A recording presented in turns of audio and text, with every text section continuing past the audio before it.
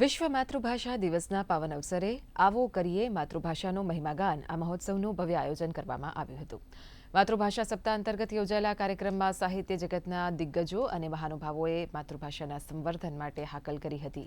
કાર્યક્રમમાં ઉપસ્થિત જાણીતા સાહિત્યકારોએ માતૃભાષાના મહત્વ પર ભાર મૂકતા પ્રેરક વિચારો રજૂ કર્યા હતા। પદ્મશ્રી પ્રવીણ દરજીએ માતૃભાષાને જીવંત રાખવા ઉપર ભાર મૂકતા જણાવ્યું કે આપણે લુપ્ત થતા શબ્દોને જાળવી તેના સંદર્ભો સમજવા જોઈએ।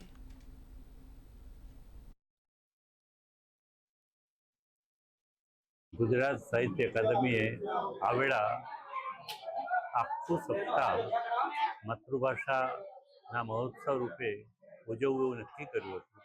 આ એક પ્રકારની આપણી ભાષા પ્રત્યે વધેલી સજાગતાનું સૂચન કરે છે, સૂચક છે અને લાગે છે કે મળી માતૃભાષા ગુજરાતી એનો તો આપણને ગૌરવ છે જ કે આપણી માતૃભાષા આટલી ઉત્તમ છે જે એક સમયે રેવરન્ડ ફાધરે પણ અથવા રેવરન્ડ ટેલરે પણ એના વ્યાકરણના મુખપૃષ્ઠમાં શબ્દો લખેલા કે આ ભાષા તો સત્યની છે, વિદ્યાની છે અને પ્રેમની છે।